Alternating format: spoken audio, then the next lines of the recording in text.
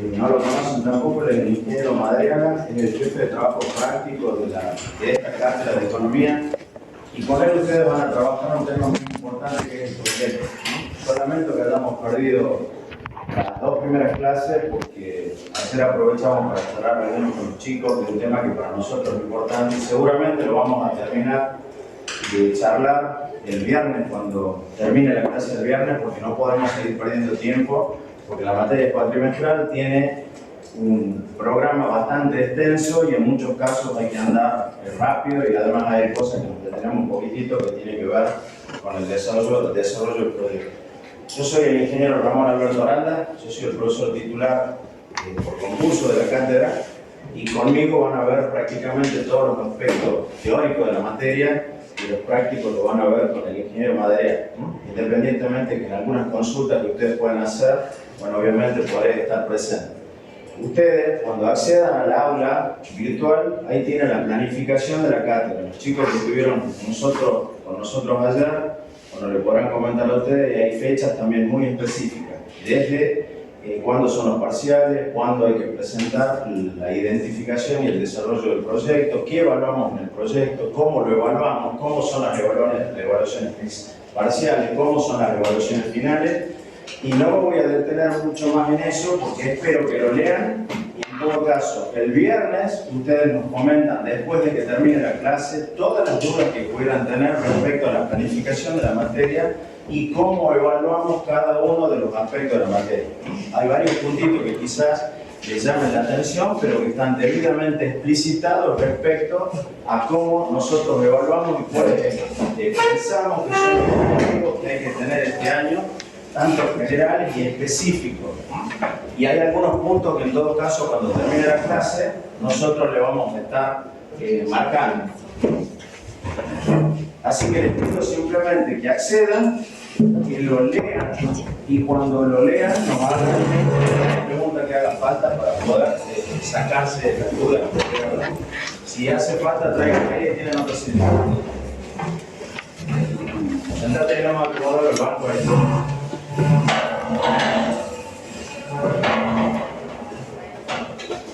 Hay unas cosas que no están puestas ahí, pero que sí es interesante que la vamos a hablar.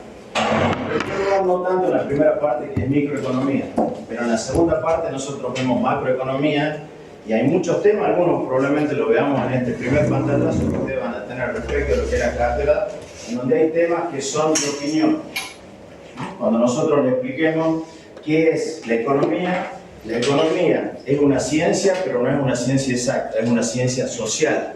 Y nosotros le vamos a dar instrumentos para que ustedes tengan un análisis objetivo de algunas situaciones, pero también en la economía hay muchas visiones que tienen que ver con nuestras propias experiencias, con nuestros valores, con nuestra ideología.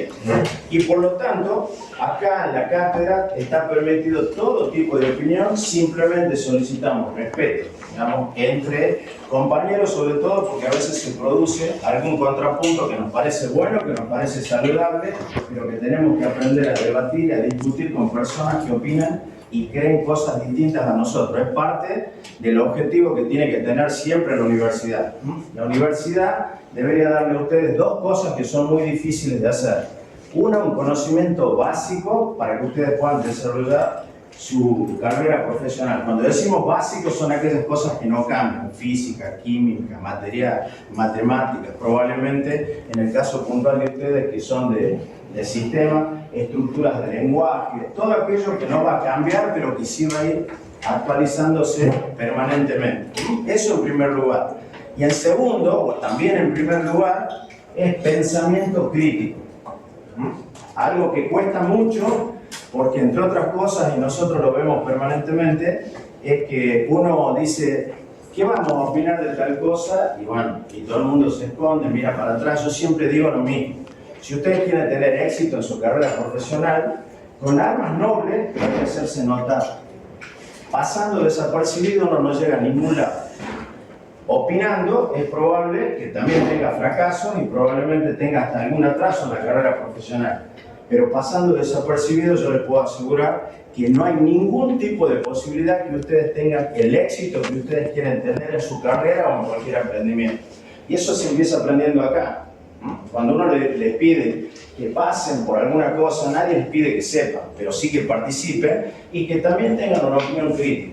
En mi caso particular, y en el caso puntual de Madariaga, les puedo asegurar que ustedes pueden opinar lo que les parezca libremente con ese respeto que nosotros siempre pedimos entre personas. No por lo que nosotros sabemos y decimos. Ustedes tranquilamente me pueden decir a mí, mire, profe, no creo lo que usted está diciendo, tengo una opinión distinta, y en la medida que lo sustente académicamente y con argumentos racionales y objetivos, no hay ningún tipo de problema. Porque, y vuelvo a insistir, porque esta es una ciencia social que utiliza herramientas estadísticas, gráficas, matemáticas, y ustedes lo van a ver durante todo el año, pero no es una ciencia exacta. Y cuando yo les muestre algunas frases sobre economía, probablemente ustedes verán que esto es lo que yo digo, no lo digo solamente yo, sino que un montón de personas, muchos de los cuales son economistas muy reconocidos.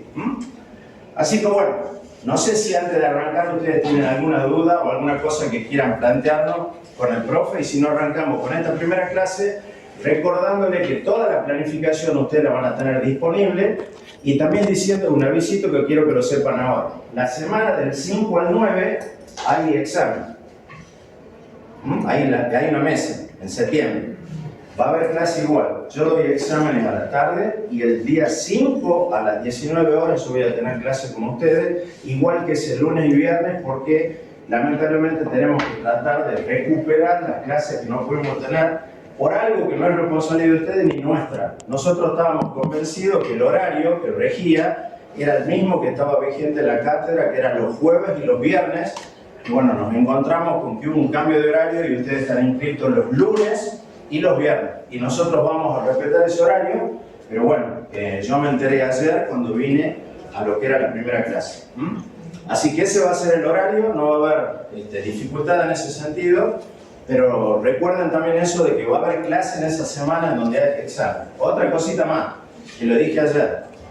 Esta semana hubo paro docente. Nosotros vamos a dar siempre clase, excepto que nosotros notifiquemos a través del aula virtual que ese día no va a haber clase. ¿Por qué? Lo he dicho ayer y lo repito acá. Yo voy a adherir a las huelgas docentes simplemente cuando me consulten y haya una asamblea para que yo pueda dar mi opinión respecto a lo que sucede. Eso no significa que obviamente esté en desacuerdo con los motivos que han motivado la huelga, porque si ustedes se fijan, yo les doy un dato que a ustedes les pueda servir y a mí me sirve en otras cuestiones. El salario real en la Argentina cayó casi un 23%, dicho esto por el propio Ministerio de Educación en el último tiempo. El salario docente este año está actualizado con la paritaria vigente hasta un 63% y la inflación estimada es del 90%. Y eso impacta claramente en el nivel de vida de los docentes y por lo tanto hay motivos para parar. Pero de cualquier forma, yo pido que me consulten para tomar una decisión de fuerza. Mientras no me consulten, no la voy a tomar y por lo tanto quiero que sepan además que nosotros nos notificamos a ustedes cuando no haya una actividad. Si nosotros no decimos absolutamente nada, hay clase. Y les puedo asegurar que en esta cátedra por lo menos siempre hubo clase, tanto presenciales como cuando fue la pandemia virtual. Nunca dejamos de tener una actividad. No sé si tienen una preguntita. ¿Estamos? ¿Cómo? Con eso era todo lo que quería. Bueno, fíjense, no sé por qué se ve así, capaz que debe ser un problemita del cañón o esto, pero ya estoy viendo que vamos a tener dificultades. Fíjate a ver si es la conexión ahí. Sí, bueno, para ayer no funciona.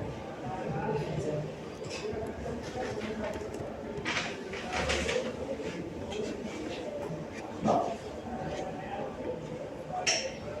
Es que hay cosas que no se van a ver y necesito que se vean. ¿Quiere que la reinicie? Sí, a ver. Aguanten un minutito. Esta es. Esta mañana tengo una foto que ya Bueno. no, pero es problema de Fíjate.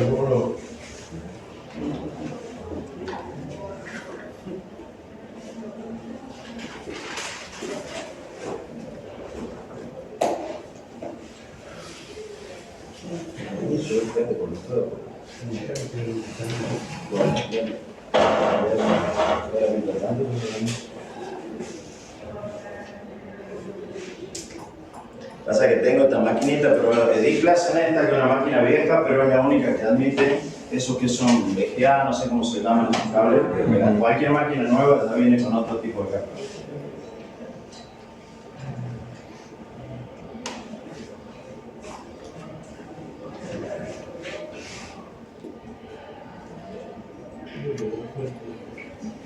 Cristian, ya un poquito.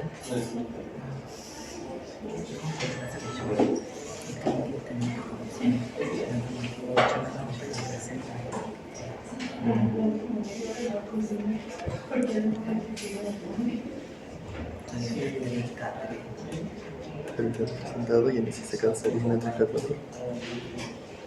Ya presentaste la nota y en el CCK salís en el 3K4, todavía no.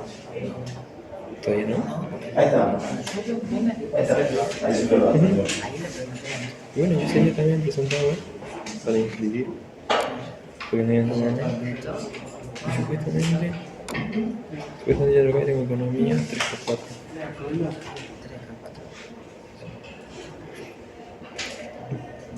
Bueno, este es un economista que yo tuve la suerte de hacer algunos trabajos y compartir algunos congresos con él, que tiene esta frase, ¿no? Que a mí me parece muy interesante y seguramente, a ver, primero y principal porque tiene que ver con lo que nosotros venimos a hacer acá, entre otras cosas, la universidad, es la búsqueda de la verdad, pero además él le agrega este dato. Él era un economista muy bien formado, tuvo una muerte trágica, lamentablemente muy joven, pero él decía que cuando se nace pobre, estudiar es el mayor acto de rebeldía contra el sistema. El saber rompe las cadenas de esclavitud. Y yo diría además que cuando nosotros veamos básicamente cómo se distribuye la renta, le agrega algo que probablemente lo podamos volver a ver. Yo lo estoy dando con el sistema.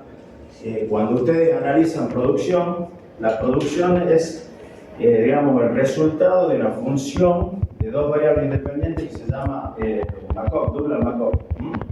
Y esa función de producción es el resultado de la unión de capital y trabajo. Y el capital tiene dos componentes. Tiene un componente que es el físico, la infraestructura y la maquinaria, y el otro es el capital humano, como vamos a ver acá. Y además tiene un desarrollo exponencial. Ustedes lo que vienen acá es a invertir en capital humano. ¿Para qué? Para él. Sobre todo cuando uno tiene, y lo vamos a tratar de ver cuando analicemos cómo se distribuye la renta y lo que son las condiciones iniciales para esa distribución de la renta, que tiene que ver, obviamente, desde el lugar social en donde uno nace. La renta se determina, entre otras cosas, por la condición social. Y a veces, en muchos casos, hasta por el género y el color de piel. Todo eso tiene que ver y hay gente que lo mide.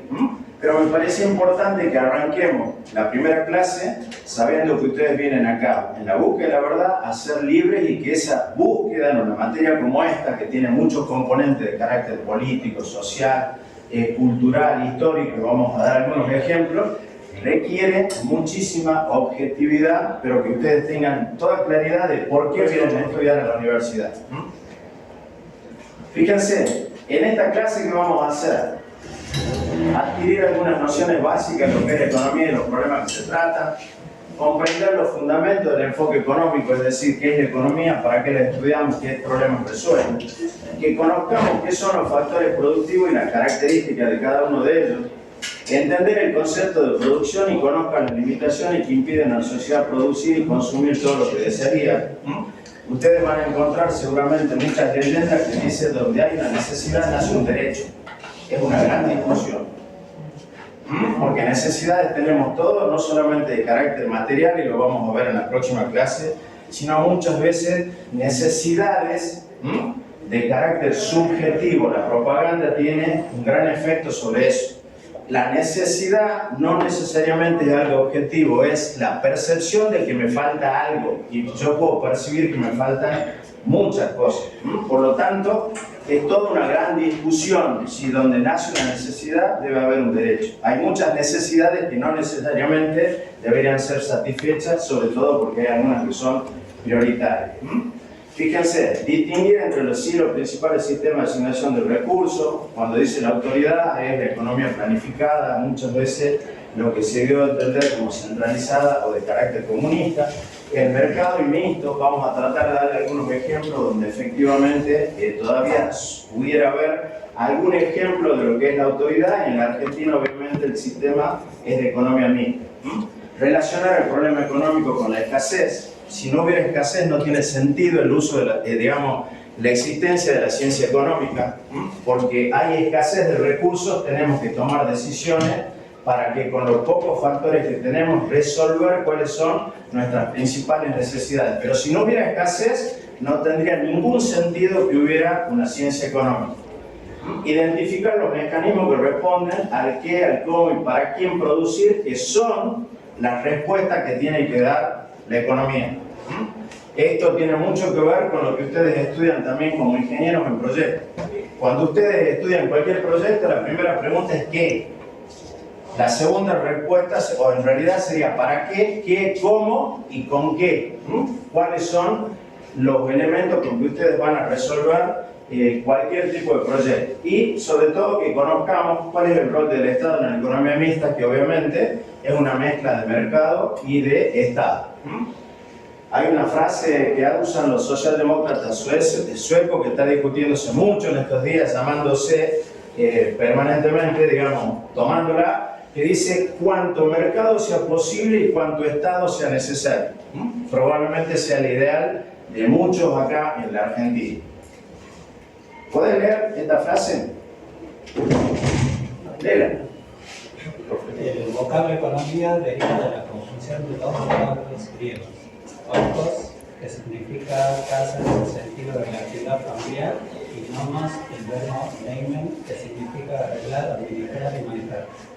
Esta es una frase que se le atribuyen en los primeros principios al clásico griego, del cual viene su nombre, digamos, y la etimología y la definición, ¿no? Pero cuando hablamos de definición, yo puse esta, que está en este libro que es Samuelson Nordhaus.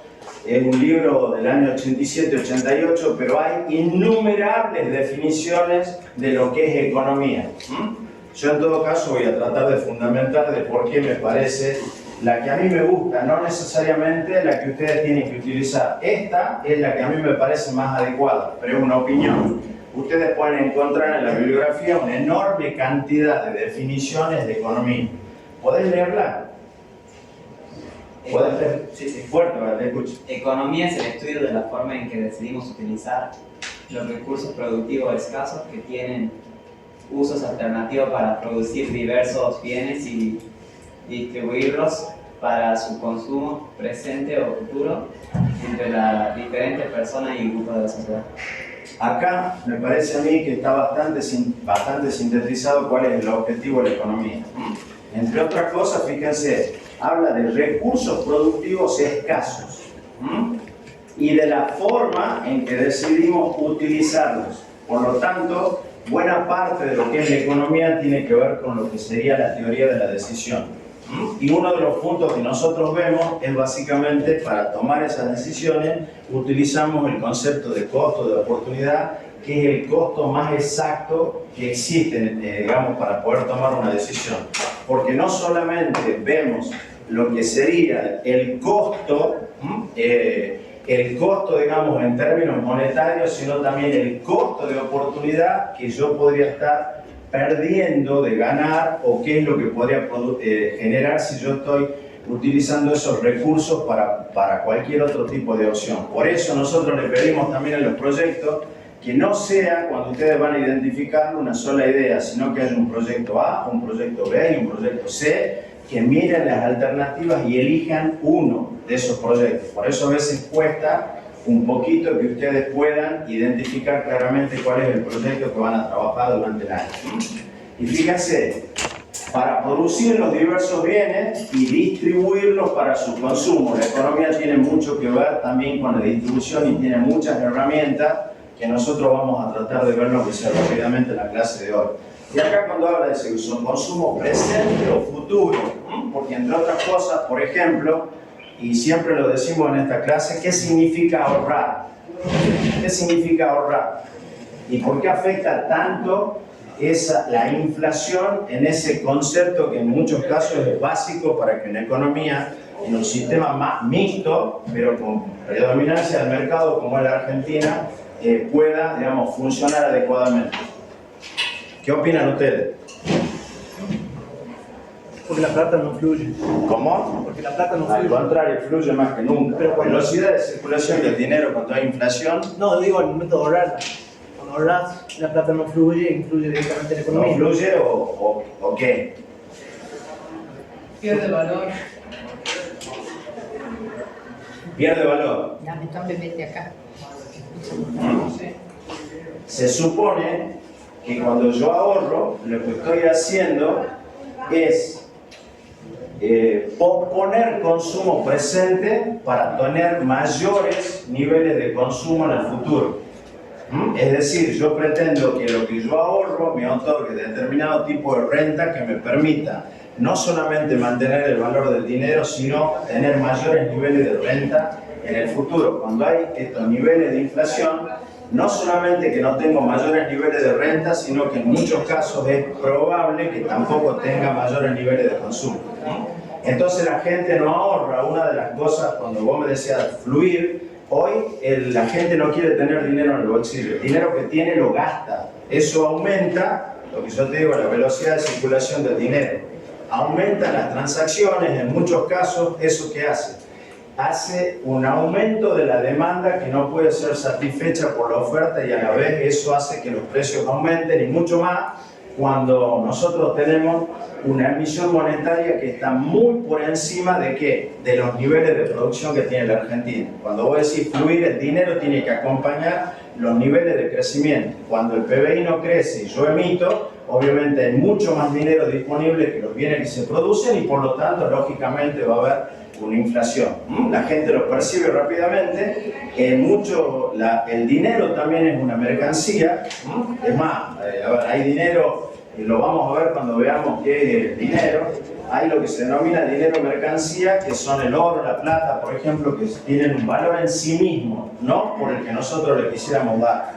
En cambio, estos papelitos que nosotros tenemos son de carácter fiduciario. Fiducia significa confianza. Yo creo que esto vale 1.000 pesos porque confío que el que emite me dice que tiene ese valor, pero este no tiene un valor intrínseco de 1.000 pesos. El oro, la plata sí lo tienen, pero bueno, obviamente, digamos, estos son, digamos, elementos que también tienen que ver con la percepción que nosotros tenemos del valor. Así como yo creo que esto vale 1.000 pesos, hay toda una expectativa hoy en que la inflación va a seguir creciendo y por lo tanto esa expectativa hace que yo rápidamente trate de gastar ese dinero porque tengo la clara percepción, y eso es algo, ustedes habrán escuchado que alguien dijo que la inflación es una sensación.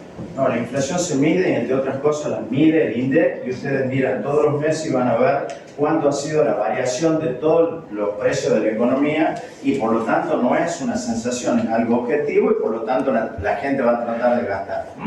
Y sobre todo, fíjense, entre las diferentes personas y grupos de la sociedad que lo van a consumir esos bienes de acuerdo a su poder adquisitivo. Entonces, esto es una definición que a mí me parece adecuada, pero no necesariamente debe ser la única que ustedes pueden utilizar. Hay mucha bibliografía sobre esto. Fíjense, ¿pueden leerla? Una materia fácil en la que pocos destacan. Léela despacito y fuerte. Esta paradoja quizás puede explicarse por el hecho de que el gran economista debe poseer una rara combinación de dotes. Tiene que llegar a mucho en diversas direcciones y debe combinar facultades naturales que no siempre se encuentran reunidas en un mismo individuo. Debe ser matemático, historiador, estadista y filósofo en cierto grado. Debe comprender los símbolos y hablar con palabras corrientes. Debe contemplar lo particular en términos de lo general y tocar lo abstracto y lo concreto con el mismo vuelo del pensamiento. Debe estudiar el presente a la luz del pasado y con vista al futuro. Ninguna parte de la naturaleza del hombre o de sus instituciones debe quedar por completo fuera de su consideración. Esto lo decimos porque hay soluciones de carácter económico que funcionan en determinado lugar y otros no. Por ejemplo, los japoneses tienen una propensión natural al ahorro. A los japoneses hay que inducirlo a gastar. Pero eso no pasa acá en Argentina. Nosotros tenemos una propensión en todo caso a gastar y no ahorrar. Entonces una solución hecha en Japón no sirve para la Argentina. O si ustedes quieren, un ejemplo que doy todos los años, nosotros, a ver, ahora no lo hacemos porque el precio de la carne se disparó, pero si nosotros queremos consumir proteína, hasta hace poquito la carne vacuna era una de las más consumidas y por lo tanto yo podría decir, bueno, miren, una solución económica si hubiera hambruna en la Argentina es aumentar la cantidad de ganado vacuno. Pero si esa misma propuesta yo la llevo a la India, ¿qué pasaría? Porque ahí hay una cuestión religiosa y cultural que hace, digamos, que el consumo de carne vacuna no sea bien visto. Al revés, hay muchos lugares en el mundo en donde se consume proteína mediante insectos. Pero no sé si nosotros estaríamos dispuestos a comer por nuestra propia cultura determinada cantidad de insectos que además pareciera ser que son una altísima fuente de proteína. Yo recuerdo que hace poquito había toda una polémica con una marca de hamburguesa que supuestamente introducía carne de lombriz en la hamburguesa. No sé si ustedes lo recuerdan, pero se popularizó. Yo no sé si es cierto, pero obviamente generaba cierto rechazo en la gente esa posibilidad. Por lo tanto, no todo puede aplicarse de la misma forma. Habrá criterio y concepto. Hay algunos economistas, yo lo he visto hace un poquito sobre el tema de la inflación, que toman una frase de León Tolstoy sobre una novela que es de Ana Karenina, que si no la leyeron se la recomiendo, pero él decía algo que también es cierto en la Argentina. Decía, todas las familias son dichosas de la misma forma, pero las desdichas son todas diferentes. ¿A qué se refiere, digamos? Y trato de vincularlo con esto, que todos los países que tienen un desarrollo económico exitoso tienen fórmulas similares. Ahora, los que no funcionan en el mundo tienen diversas formas, todas distintas, ajenas de esas que funcionan en el mundo. Es una gran discusión que tiene la Argentina respecto a si nosotros podemos ser absolutamente heterodoxos o hay algunas cosas que podemos copiar. Nosotros admiramos muchas cosas de los chinos y los chinos no han hecho otra cosa que copiar todo lo que tienen, ¿no? Ahora están desarrollando muchas cosas, pero si ustedes recuerdan lo que era una herramienta china hace 10 años nomás, se darán cuenta desde dónde partieron y dónde están. Bueno, ¿y qué han hecho? A ver, los chinos quisieron básicamente copiar reglas del capitalismo, solamente que lo hacen a través de un autoritarismo y de un partido único como es el Partido Comunista Chino.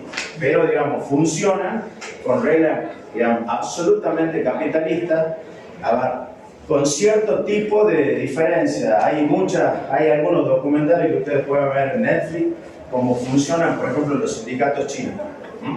Y mucha gente que tiene admiración por China, yo creo que si fuera a China a trabajar, tendría alguna dificultad, porque si uno gana el equivalente a $2 por día y descansa una sola vez al mes, no sé qué haríamos nosotros. Entonces hay que tener mucho cuidado con esas cosas, de intentar repetir modelos que funcionan en determinado lugar, pero que no necesariamente pueden funcionar en la Argentina. Japón está lleno de japoneses y la Argentina está llena de argentinos y por lo tanto las soluciones son totalmente distintas y hay que tener en cuenta esto.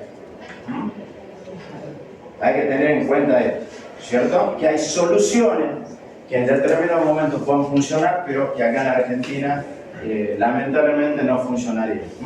Acá lo que ustedes tienen es simplemente un pequeño repaso de todas aquellas ciencias que tienen algún tipo de relación con la economía. Quizá a ustedes les llame la atención esto, por ejemplo, economía y psicología, pero hay muchos premios Nobel que han sido psicólogos. Uno de los más famosos es Kahneman, ustedes lo van a escuchar nombrar muchísimas veces. Yo ahí les voy a dejar un link de algo que no lo podía haber pasado el video, pero necesitaba cómo reproducir audio para que ustedes lo puedan escuchar. Un video muy cortito, yo les dejo el link, que tiene que ver básicamente con lo que se llama economía conductual. Y ustedes van a ver muchas cositas en donde en esa economía se habla del knock, que es el empujoncito, de cómo hacen, porque la economía necesita en todos los casos, para que tomemos decisiones, incentivos. Si a mí me incentivan en determinada dirección, bueno, es probable que yo termine adoptando una decisión en ese sentido. Acá en la Argentina se hizo básicamente con el tema de la donación de órganos. Antes, para la donación de órganos yo tenía que decir explícitamente que estaba de acuerdo en donar órganos. Se hizo una cosa muy simple. se hizo al revés, ¿cierto? Ahora, si yo no quiero donar, debo decirlo explícitamente. Esa sola modificación hizo que la Argentina tenga uno de los números de ablaciones y de trasplantes más altos del mundo. Entonces, esas pequeñas cosas, yo recuerdo otro ejemplo, no sé si ustedes habrán visto que van a los baños, especialmente los varones que van a los mingitorios, y ven una mosca en el fondo verde de un mingitorio. ¿Lo vieron? O a veces hay un círculo rojo. ¿Por qué creen que es? Para los artistas. Y con eso te ahorras gasto de limpieza.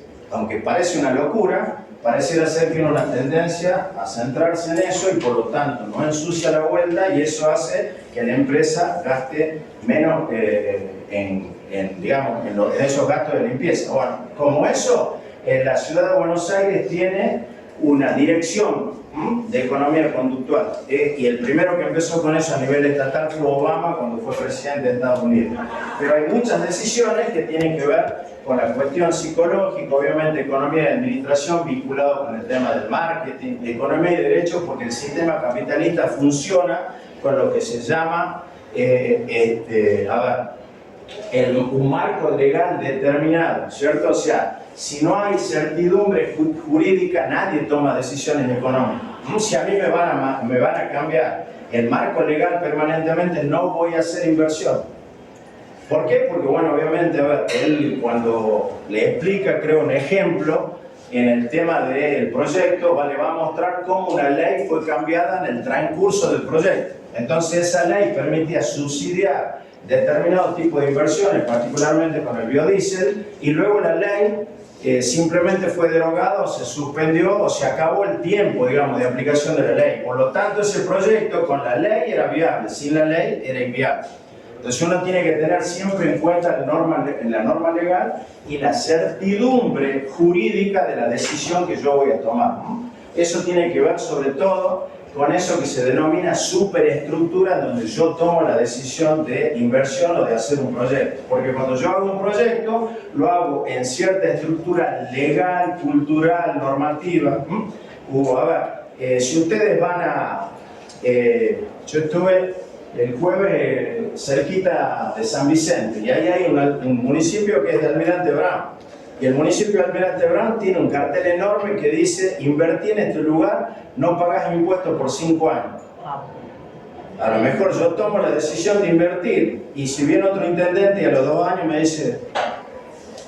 Bueno, nadie, si no existe continuidad en ese tipo de decisiones, nadie va a invertir. En muchas de las cosas que nos pasa a nosotros hoy en la Argentina, nadie cree que las decisiones que se toman de corto plazo se van a suspender. El impuesto al cheque era un impuesto por única vez y por un año, lleva 30. Bueno, así hay muchas cosas que van pasando en la Argentina que explica por qué tenemos bajísimos niveles de inversión en relación a países cercanos. No decimos el primer mundo, decimos Chile, Bolivia, Paraguay, Uruguay, Brasil. Pero es interesante que ustedes lo vean. Léelo fuerte hasta acá. Hasta ahí. Sí. Lee hasta ahí, mira. Primero esto y después hasta acá. Ahí nos detenemos un poquito. El sistema económico. Se llama sistema económico a la forma en la que se organiza la actividad económica de una sociedad, la producción de bienes y servicios y su distribución entre sus miembros. El modelo es la representación abstracta de la realidad. Debe ser lo más sencillo posible, que ayude en la comprensión de realidades complejas. Bueno, fíjense, esto que está bastante claro, y en todo caso yo al final le dejo un par de recordatorios de lo que es un sistema económico y cómo funciona ese sistema. Nosotros decimos, ¿cuál sería el sistema económico con el que funcionamos en la Argentina? ¿Cuál sería? Yo le dije un par de veces. Mixto. Un sistema de economía mixta. Y en ese sistema aplicamos esto, ¿cierto? Que el modelo que dice que es una representación abstracta de la realidad debe ser lo más sencillo posible, que ayude en la comprensión de realidades complejas. Cuando nosotros analizamos el modelo, lo hacemos a través de la ley de la oferta y la demanda en libre competencia. Es decir, nosotros aplicamos lo que se denomina un mercado de libre competencia. Obviamente, cuando les expliquemos lo que es un mercado, ustedes van a ver que tiene algunos puntos que no se reflejan en la realidad, pero fíjense que dice que un modelo tiene que ser una representación abstracta de la realidad y luego le vamos incorporando cierto tipo de condiciones normalmente iniciales. Yo cuando toco este tema siempre les digo, y ustedes lo tienen que haber visto, por ejemplo, lo que es tiro balístico. ¿Ustedes lo vieron? ¿Lo han visto en física o no? ¿Cierto? ¿Cómo es ese modelo? Ideal, ¿Ideal? A ver, ¿por qué? porque no considera muchos factores que sí están en la realidad, como el roce del viento, Bueno, vos lo decís muy bien. Entonces yo, para analizar el tiro balístico, ¿qué es lo que analizo? Básicamente, ¿qué? Ni siquiera las fricciones que pudiera haber de la bala dentro del cañón, no analizo hasta inicialmente ni siquiera el efecto de la gravedad, ¿cierto? Ni como vos decís, el rozamiento por el viento, pero todo ese tipo, digamos, me permite tener un modelo que, ¿qué es lo que me va a permitir? ¿Qué es lo que me permite el modelo del tiro balístico? realizar un análisis Pero ¿qué es lo que me permite predecir? ¿Para qué lo voy a usar?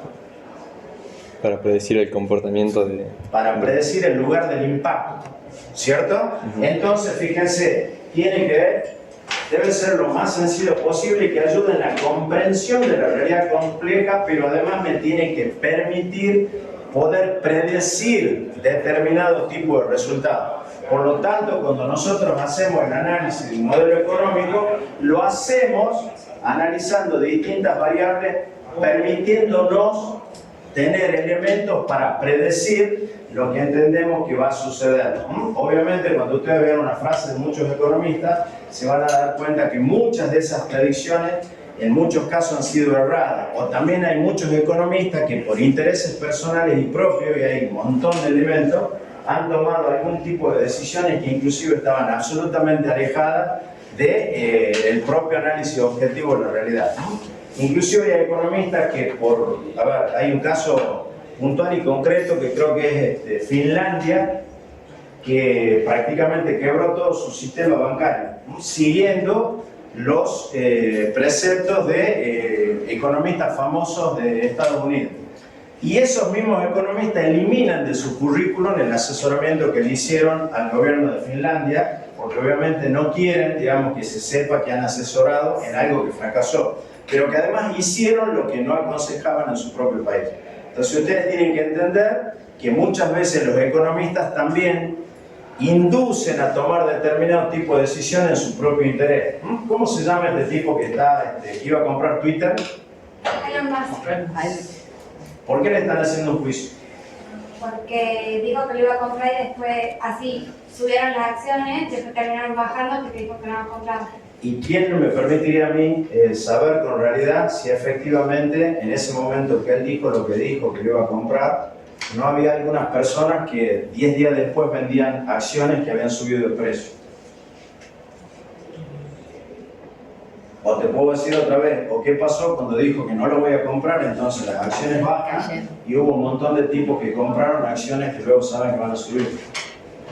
Porque, ¿cómo se hacen ese tipo de cuestiones? Yo compro con el rumor, vendo con la noticia, ¿cierto? Bueno, pero ustedes fíjense que eso yo podría decir, no, el tipo lo hizo de buena fe. Pero si yo tengo, no sé, 40, 1.000 millones de seguidores en el mundo y sé que induzco determinado tipo de decisiones económicas, no es tan ingenuo cualquier cosa que pudiera decir. También lo hizo con Bitcoin. Bueno. En un momento dijo que eran malas para el ambiente, bajaron Bitcoin y después dijo, no son buenísimos. Bueno, entonces el Bitcoin obviamente una de las grandes objeciones que tiene, y cuando veamos dinero lo vamos a ver, es precisamente las cuestiones ambientales. Uno de los grandes problemas que nosotros tenemos en Argentina es que en el sur todavía hay energía subsidiada para grandes granjas de Bitcoin que están todas en el sur para ahorrar precisamente cuestiones de energía. Entonces a nosotros nos aplican determinado tipo de tarifa y a tipos que probablemente tienen una actividad que es especulativa, que tiene muchos aspectos muy críticos todavía, bueno, la están financiando el mismo gobierno en el sur. También hay algunas granjas en Córdoba de Bitcoin. Casi todas las granjas de Bitcoin están básicamente en lugares muy fríos por el enorme costo que tiene generar condiciones de refrigeración para miles de servidores que están funcionando conjuntamente. En muchos lugares inclusive son absolutamente secretos y con muchísima seguridad, porque bueno, hay gente que está en contra de los Bitcoin y tienen temor a algún atentado, así que ni siquiera le van a permitir saber en qué lugar están esas granjas. Son muy protegidas, pero en ningún lugar del mundo están subsidiadas energéticamente como si lo están en la Argentina. Entonces fíjense, vos podés leer esto, lo que es el Homo economicus, y yo explico por qué pongo esa definición ahí. Homo economicus, sujeto de la economía clásica, frío, racional, actúa con su propio interés y siempre dispuesto a maximizar su ganancia. En contraposición, Amartya Sen sostiene: el economista puro está muy cerca de ser un imbécil social, y la teoría económica ha prestado siempre demasiada atención a este soplenco racional. Si ustedes se fijan, dentro de este modelo, ¿cierto?, nosotros hablamos de lo que sería el sujeto de esa economía, ¿cierto?, que es el homo económico, que es un tipo que siempre va a tomar decisiones objetivas, racionales, en el sentido de que va a intentar, ¿qué es la economía? La economía es básicamente tomar decisiones para maximizar beneficios y minimizar costos. Así que una de las cosas que ustedes tienen que aprender, y lo vamos a utilizar un par de veces, es todo lo que tenga que ver con máximo y mínimo, que vieron en el primer año. Y actúa en su propio interés, siempre dispuesto a maximizar su ganancia. Bueno, obviamente, a ver, si eso fuera así, como género, digamos, para la actividad humana, nadie podría explicar que todo lo que fue, no sé, la Madre de Teresa y una gran cantidad de personas que obviamente no han tenido ese tipo de racionalidad. Pero si todos nosotros acá analizamos como promedio, la pregunta sería, ¿todos nosotros como promedio estamos dispuestos a perder todo lo que tenemos? ¿No nos interesa un resultado económico? ¿Nosotros no queremos progresar? Entonces tampoco es cierto que todos tenemos absoluto desinterés. Sí es cierto probablemente esto, porque hoy, y eso tiene mucho que ver con la economía conductual, nosotros tomamos muchas decisiones de carácter económico de forma subjetiva, emocional. No somos tan racionales como decimos. Yo siempre recuerdo una frase de Facundo Manes que dice que nosotros primero tomamos la decisión y luego buscamos los argumentos. No es que primero buscamos los argumentos y después tomamos la decisión. Muchas veces tomamos la decisión y luego buscamos los argumentos que justifican la decisión que ya hemos tomado.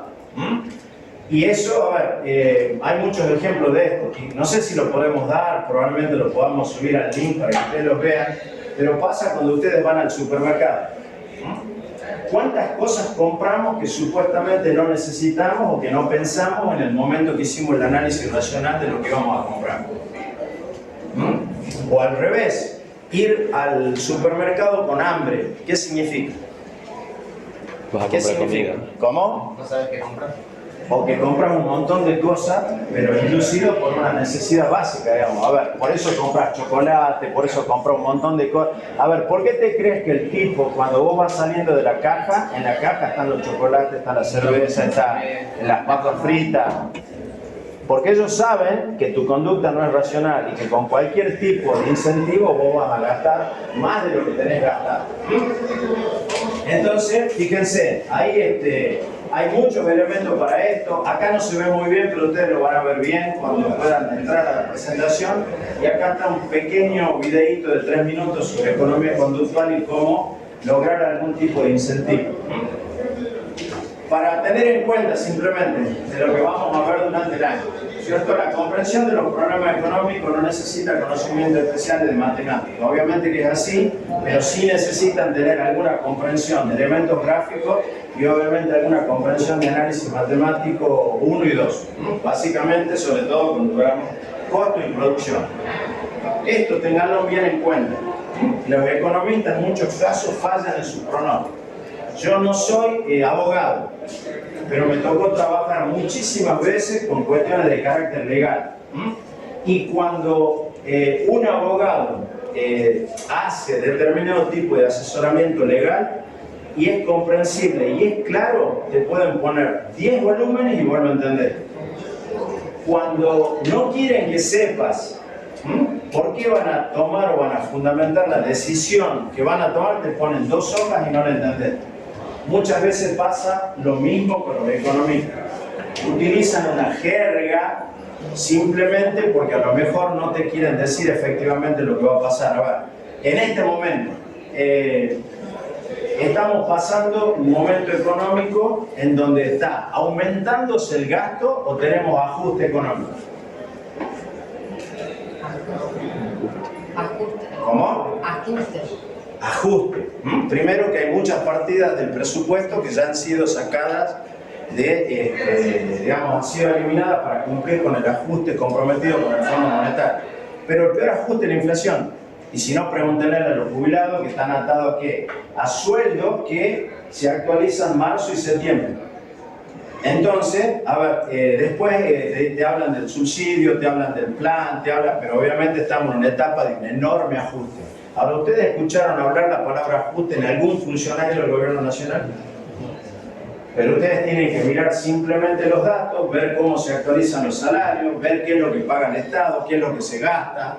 A ver, por ejemplo, si todos nos ilusionamos con que va a haber un estadio único de fútbol en Lules y que eso va a ser financiado por lo menos este año y el año que viene por el gobierno nacional,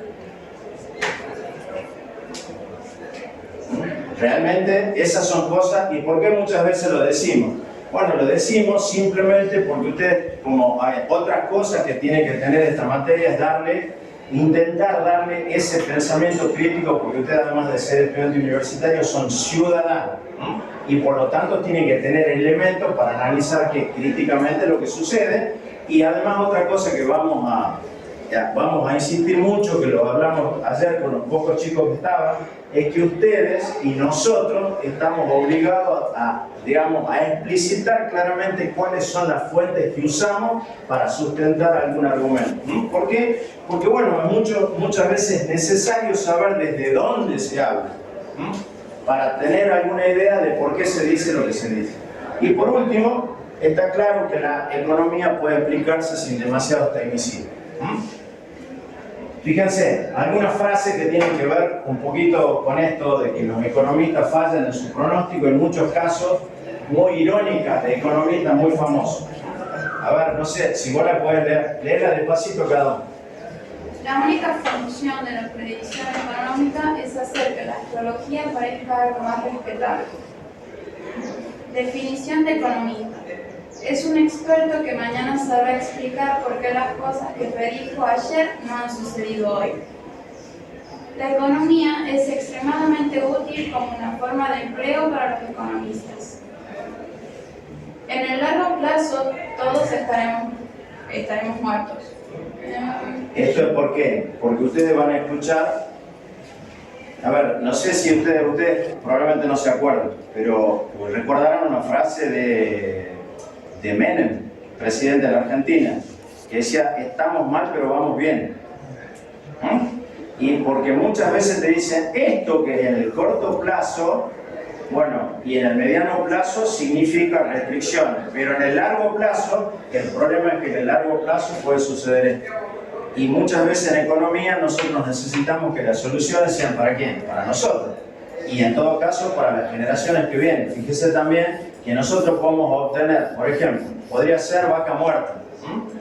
Hoy necesitamos que vaca muerta funcione y explotamos todo el gas. Pero ¿qué sucede con las generaciones futuras si explotamos todo el gas de vaca muerta? ¿Cómo? Pensad, puede ser así, pero ¿cuál sería el efecto económico para él? Dos efectos tienen, los dos graves. Los recursos que deberíamos comprarlo de afuera. No, a ver, como bien dice nuestra amiga y compañera, es un recurso no renovable y por lo tanto nosotros vamos a tener un bienestar presente a costa del hipotético bienestar futuro de otras generaciones. Probablemente vos lo podés mitigar porque vos podés decir, las fuentes de energía van a cambiar, ¿cierto? Hoy hay cierta, en la matriz energética, no tanto en la Argentina, Pero fíjense cómo Europa está intentando no depender más del gas ruso, ¿cierto? Porque genera un problema de dependencia energética tremenda que impacta en su propia soberanía como país. Pero quizás haya una fuente de energía que en el día que sustituya en algún momento el petróleo y el gas, o todos los derivados, digamos, del petróleo. Pero, obviamente, es un recurso no renovable que una vez que nosotros lo extraigamos, nuestros nietos, tus hijos, bueno, probablemente no tengan esa posibilidad para aumentar la renta y resolver un problema como si la tenemos hoy. ¿Y cuál es el gran problema que te puede generar Vaca Muerta? Algo que hoy hay que tener en cuenta más que nunca. Lo ambiental. Lo ecológico y ambiental. Hoy no puede hacerse ningún tipo de proyecto de ingeniería ni análisis económico si vos no tenés en cuenta la necesidad de amortizar el costo ambiental. Ese, por ejemplo, está pasando acá con la minera, la lumbrera y lo demás. Eso es un gran tema porque primero vos tomaste la decisión de extraer mineral. Hay toda una gran discusión si obviamente durante la producción hubo contaminación o no. Nunca hubo una prueba concluyente que dijera que sí, que contamina. Sí hay algunas cuestiones opinables, por ejemplo, que el mineral se saque en bruto y vos no sabés lo que sacan, a mí me parece que eso es complicado, ¿no? Pero además, ¿qué va a pasar cuando los tipos definitivamente cierren la planta? Porque ahí se... ¿Cómo? La fuente de trabajo. Pero no solamente eso, ahí se han extraído unas grandes cantidades de agua, por ejemplo, que vos no sabés si efectivamente eso puede volver a, digamos, a tener ese recurso. Muchos campesinos se quejan y se quejan sobre todo en Catamarca y parte de La Rioja, porque bueno, dicen de que ya no pueden ni siquiera tener mínimas condiciones de riego para sus campos, es decir, vos cambiaste una economía, digamos, agrícola por la minera. Eso ha generado cambios culturales también, ha traído, por ejemplo, qué sé yo tengo amigos que viven en Natalgalá, algunos en Santa María, y me dicen que desde que está la mina han aparecido problemas nuevos como la drogadicción, qué sé yo, prostíbulos, juego. O sea, te genera problemas culturales que, bueno, luego vos tenés también que atender. Obviamente vos le preguntás al intendente del lugar y te va a decir, quiero que sigan, ¿por qué? Porque es una fuente de recursos. No nos sorprendamos mucho, porque cualquiera que mire un poquitito a ver cómo son los niveles de contaminación acá en Tucumán. No vamos muy lejos. El ingenio José María Paz de acá de la banda nomás. En plena ciudad. Porque pobres los banderos. ¿Hay alguno de la banda acá? No. Me imagino que ustedes lo padecen desde hace muchísimo tiempo a esa cuestión. Porque además está puesto en un lugar en donde está bien que la ciudad no está creciendo por ahí, pero fíjate que digamos que ustedes deben tener, te aseguro que hicieran un estudio serio nomás, las alergias y los problemas de la vista que ustedes tienen ahí debe ser mucho mayor que un tipo que vive en Carabobo. Además, todo este tiempo han estado quemando toda esa zona de Cruz Alta, queman campo. Esa ceniza, acá hasta la ciudad no han llegado, pero sí sé que en Ranchillo, por ejemplo, y toda esa zona, han tenido mucha contaminación física por los restos de carbón de esa cosa. Pero bueno, eso se llama, son externalidades negativas, y nosotros también las vamos a ver acá en economía. Sigamos, vos estabas leyendo. Los economistas tampoco son tan pesimistas, solo han predicho 6 de las últimas 3 recesiones. La economía depende de los economistas, tanto como el tiempo depende de los meteorólogos. La economía es el único campo en el que 2 personas pueden ganar un premio Nobel, por decir justamente lo contrario. Un economista es alguien que gana dinero explicando a los demás cómo han perdido el suyo. Estas son frases hechas por otros economistas que toman con mucha ironía su propia profesión. En todo caso habla bien, pero ¿por qué? Esto es como pedirle, no sé, a un historiador que con sus propias fuentes y sin ninguna subjetividad explique algún suceso histórico. ¿Cómo andás? ¿Todo bien? Fíjense, acá hay algunas falacias económicas que vamos a tratar de explicar. Fíjense, dice, ¿pueden leerlo alguno vos leerlo? falacia por el hecho que el suceso A se observe antes que el B no demuestra que el A provocara el B. Concluir que después del suceso implica debido al suceso es caer en la falacia post-hoc. Ejemplo, el gallo siempre canta antes de la salida del sol, por lo tanto el canto del gallo provoca que salga el sol. La relación entre la bolsa de valores y el crecimiento de la economía. Ahí tienen un link en donde demuestra claramente que no existe ninguna relación en cuanto crece el valor de las acciones con el crecimiento de la economía. En todo caso, para medir el crecimiento de la economía, y acá hay algunos indicadores previos tanto de crecimiento como recesiones que hace la Universidad Nacional de Tucumán, son muy buenos y se utilizan en toda la Argentina. Pero si yo mirara que están creciendo las acciones, podría decir, che, la economía está creciendo. Y en realidad, las acciones, ¿qué son? ¿Qué son las acciones? Un instrumento financiero, no tangible. Entonces, el crecimiento de lo que podría ser la economía financiera no tenga nada que ver con lo que es la economía real. Pero nosotros podemos tender a eso. Y acá tienen un ejemplo muy concreto. De otra forma, podría decir, supongamos que aumenta el precio de los helados en diciembre o la cantidad de venta de helado en diciembre. Y yo noto de que también aumenta la cantidad de venta de auto. Y digo, no, bueno, cada vez que aumenta la venta de helado, también aumenta la venta de auto. Tiene que haber relaciones causales y relaciones directas y no este tipo de falacia que normalmente se utiliza en la economía.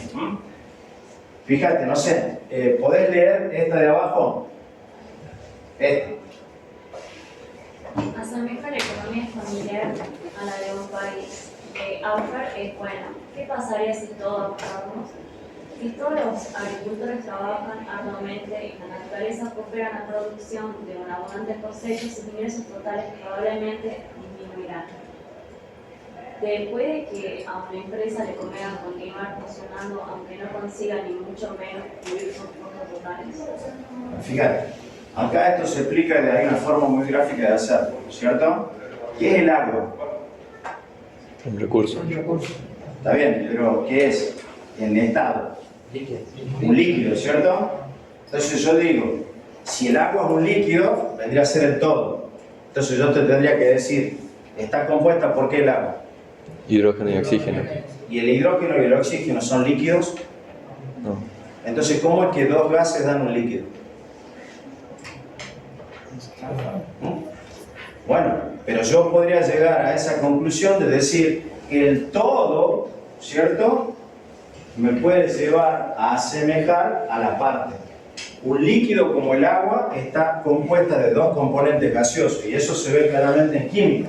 Entonces, ese mismo error se comete cuando decimos que la economía familiar es igual a la de un país. ¿Cuáles son las dos grandes diferencias que tiene la economía de un país con una economía familiar?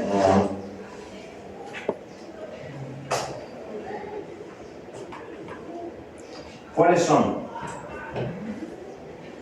La cantidad de personas.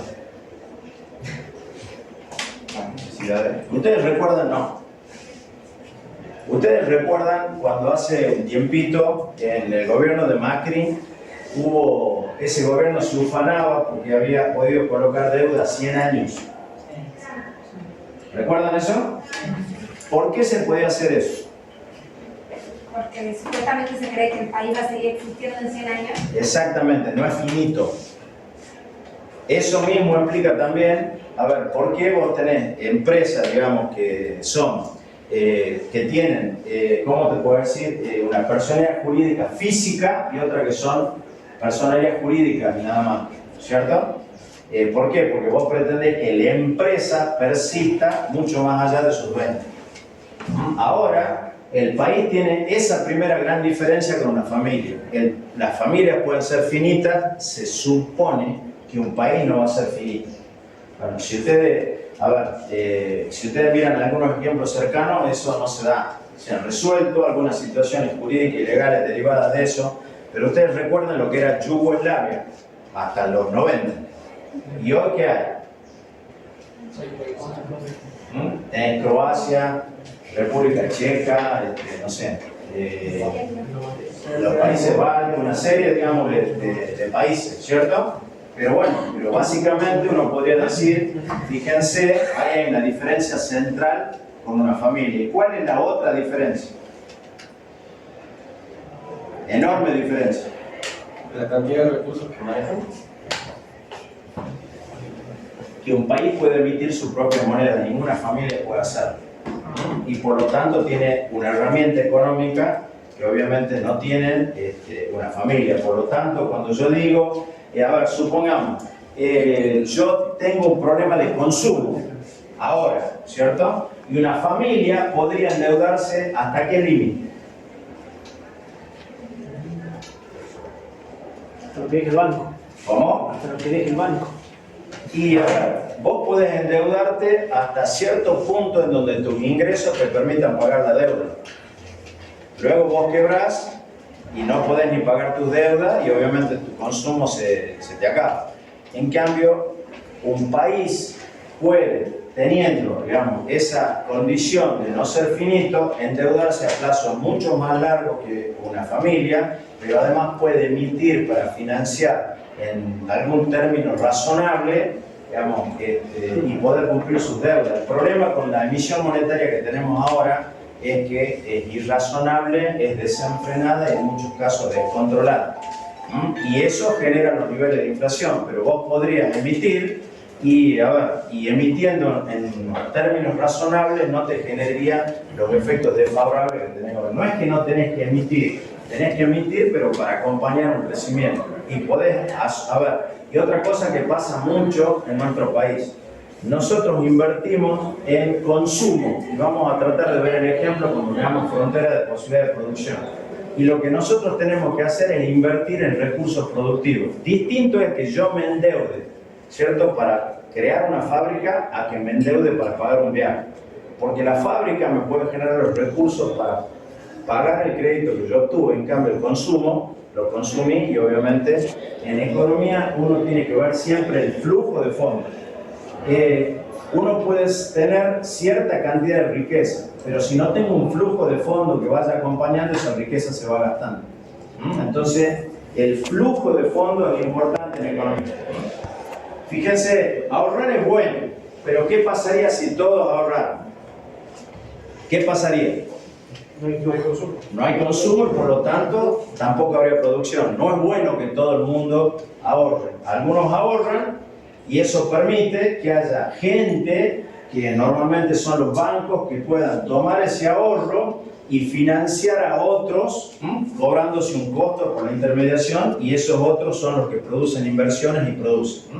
Entonces no ha estado bueno. Y así, cada uno de estos puntos, en todo caso, se lo dejo para ustedes, para que ustedes vayan viendo, sobre todo ¿no? Fíjense, en todo caso les pregunto, a ver si alguno analiza por qué podría ser cierto, o si es una falacia, ese punto D que está puesto ahí, para que piensen un poquito y analicen la situación.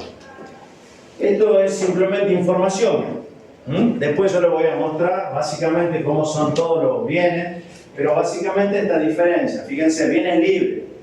¿Cuáles piensan ustedes que pueden ser bienes libres si hablamos de que no son escasos en relación a la demanda total del bien? ¿Cuál es? El aire. El aire, ¿cierto?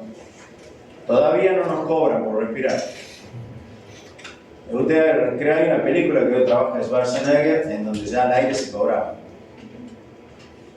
Creo que El Vengador del Futuro o algo así. Es más, yo vi hace un tiempito en YouTube que hay personas en Escocia que envasan aire puro y libre escocés y los venden y se los compran. Así que hay consumidores para todo. Pero fíjense, básicamente tienen esto, no implica renuncia alguna y por lo tanto no tienen costo de oportunidad. Como yo no debo renunciar a nada, no tengo costo de oportunidad. En cambio, los bienes económicos son escasos y por lo tanto, ¿cómo se racionan? Cobrando un precio. Al cobrarme un precio, yo tengo que renunciar a algo y por lo tanto implica el costo de oportunidad. No, ustedes cuando veamos necesidades van a encontrar que todas las personas tenemos dos grandes restricciones. ¿Cuáles son esas dos grandes restricciones? Tiempo. Ese es uno. ¿Y la otra? ¿Leyes? ¿Cómo? ¿Leyes? No. Dinero. Y Poder a ver, vos adquisitivo. decís dinero, poder adquisitivo. Por ejemplo, así ustedes explican algunas cosas. Ustedes saben que ¿cuánto es la fortuna de Bill Gates? No se calcula. 70.000, 80.000, 100.000 millones de dólares. Bueno, hizo una fundación, a su hijo le da 400. Ahora se separó de la mujer, le está sacando algo de plata. Pero bueno, obviamente, y ustedes dicen, pero ¿por qué hace la fundación? ¿Cómo puede gastarla si tiene ese finito espacio de tiempo para gastar? ¿Cuánto tiene que gastar por día Bill Gates para poder... $1 millón de dólares, más o menos. ¿Cómo? $1 millón de dólares No, por no día. sé si... No, hay más, obviamente.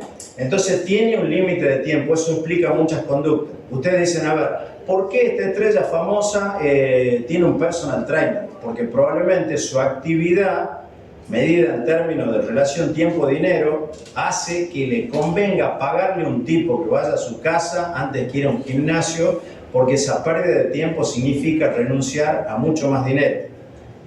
Entonces, a ver, hay muchas, ustedes también van a ver que hay muchas tiendas muy exclusivas que tienen mucho que ver con el esnobismo, pero también con la pérdida de tiempo. Hay gente que quiere ir a lugares donde no hace cola, en donde lo tratan de, bueno, ¿por qué? Y está dispuesto a pagar mucho por eso. Nosotros decimos, chico, vas a pagar el mismo jean 10 veces más porque te fuiste a tal shopping y no a tal otro. Bueno, ustedes habrán visto que en muchos shopping la gente camina nomás y los negocios tienen 3 tipos adentro. Bueno, explíquense cómo funciona, probablemente por ese tipo de lógica, ¿no? Pero bueno, fíjense, y además significa esto. Probablemente uno tenga, cuando toma una decisión de adquirir un bien, pensar a qué renuncia. Si yo me voy a comprar un auto, quizás esté renunciando a una vacación. Y si gasto en la vacación, probablemente esté renunciando a comprar, no sé, un televisor para el mundial. Pero uno tiene que tomar una decisión y como hay restricciones, probablemente de poder adquisitivo, cuando adquiero algo estoy renunciando a otra cosa. Recuerden eso, a ver, es una cuestión elemental cuando uno planifica algo. Porque yo tomo la decisión de hacer tal cosa. Pregúntense a qué están renunciando o qué van a dejar de hacer por esa decisión que tomaron. Yo se lo voy a preguntar a todos ustedes. Ustedes han decidido venir a esta clase. ¿Qué han dejado de hacer por venir a la clase? Entonces ustedes dicen, no, yo me voy a clase. Pero uno muchas veces no se pregunta qué deja de hacer. Y yo siempre le digo lo mismo a todos los chicos. Desde el primer día que di clase. Si el costo de oportunidad de venir a esta clase de economía, ¿cierto?, es mayor que otra actividad que ustedes piensan que es más beneficiosa, la decisión de venir a clase está equivocada. Ustedes tienen que venir a clase porque están convencidos que viniendo a clase ustedes pagan el menor costo de oportunidad ante otras alternativas que tienen y porque además están invirtiendo ¿en qué? En capital humano. Si esa no es la decisión, desde el punto de vista económico está mal tomada la decisión. Que alguien me diga, mire profe, yo no voy a su clase porque estoy listo. Es una decisión desde el punto de vista económico absolutamente racional. Pero ustedes tienen, probablemente yo digo economía, probablemente sea con cualquier otra clase. Si hay alguna actividad, ¿cierto?, que tiene, digamos, para ustedes un menor costo de oportunidad que venir a la universidad, tienen que pensarlo mucho. Eso es lo que hace mucha gente. Hay gente que a lo mejor elige, dice, no, no voy a estudiar economía o no voy a estudiar ingeniería y se dedica al fútbol y le va bien. Bueno, si esa es su decisión y él lo que buscaba era obtener un máximo beneficio económico y le fue bien, bueno, la decisión bien tomada. Ahora, si encima no estudiar, te va mal en el fútbol, bueno, obviamente pagan los costos de esa decisión. Pero siempre, ustedes recuerden esto, cuando yo tomo la decisión de hacer algo, hay algo a lo que renuncié. A veces es complicado porque uno no puede estar pensando permanentemente, pero es así.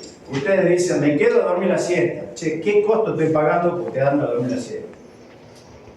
Y eso no es para mortificarse, simplemente para saber, bueno, o analizar racionalmente por qué uno obtiene a veces determinado tipo de resultados.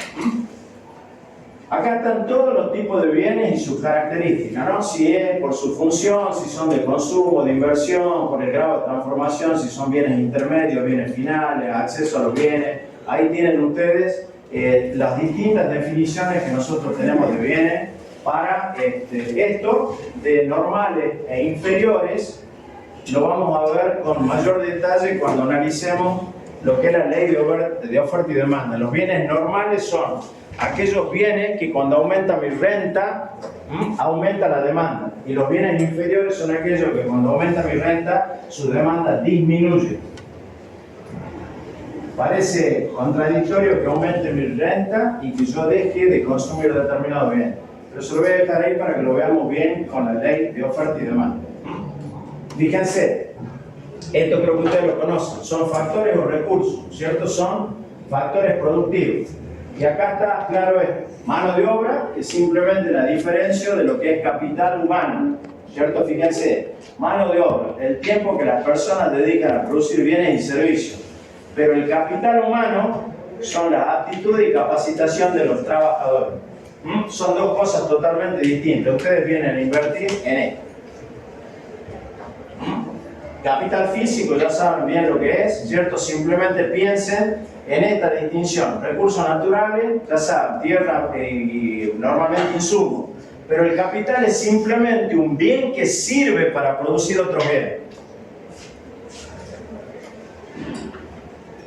Entonces, fíjense, todo esto son los factores productivos o recursos.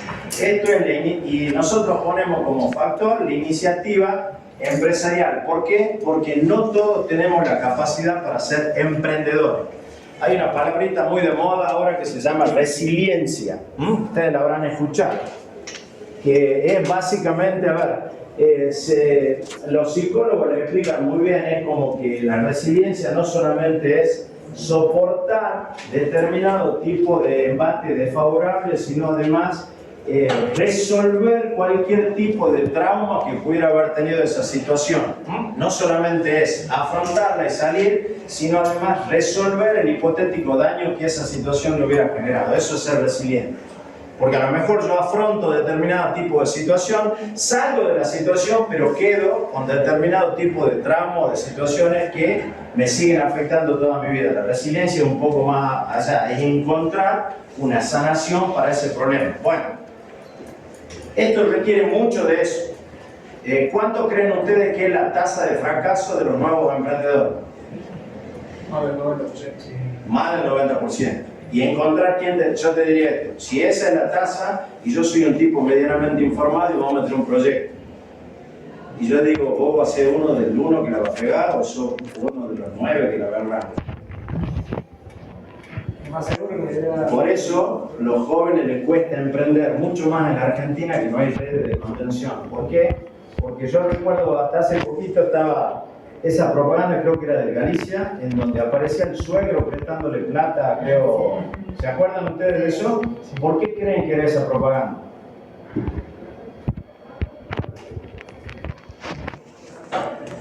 Incentivar los emprendimientos. Sí, pero ¿a qué situación aludía? A los préstamos del banco. ¿Cómo? Los préstamos del banco. ¿Y por qué? Pero, ¿qué era la situación que apuntaba al banco? ¿Cuál era el mensaje? No alcanza. Como de ¿Cómo? No alcanza. No, como de contención, porque es padre. Para no pasar una situación incómoda con la familia.